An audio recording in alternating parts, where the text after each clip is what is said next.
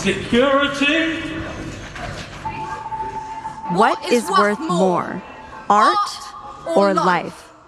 That's what two young people shouted after throwing soup on one of the world's most famous paintings, shocking everyone. Millions of people are dying. It is going to take everything we know and love. Ordinary people who normally stay out of trouble are trying to wake us up.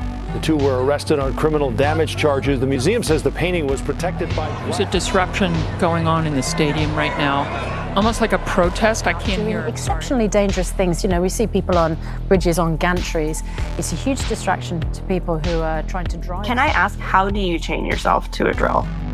I can't answer that.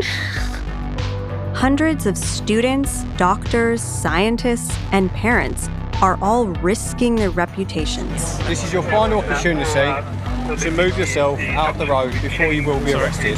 You've been placed under arrest now. Some of them are even facing serious prison time. I went from my graduation ceremony to a police cell in the space of about an hour. Phoebe got sent to prison for 6 months. Are you serious? Yeah. The police and the court systems are at a breaking point. Like, it's absolute chaos. They vowed to keep going until they get what they want.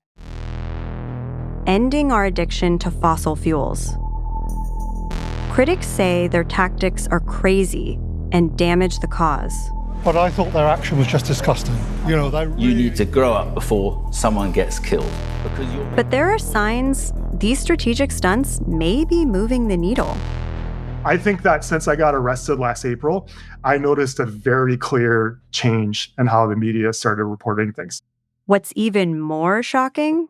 They're being funded by some of the people you'd least expect. Why would an oil heiress from one of the most prominent oil families the world has ever seen try to end oil drilling? Because she understands that this is the only way.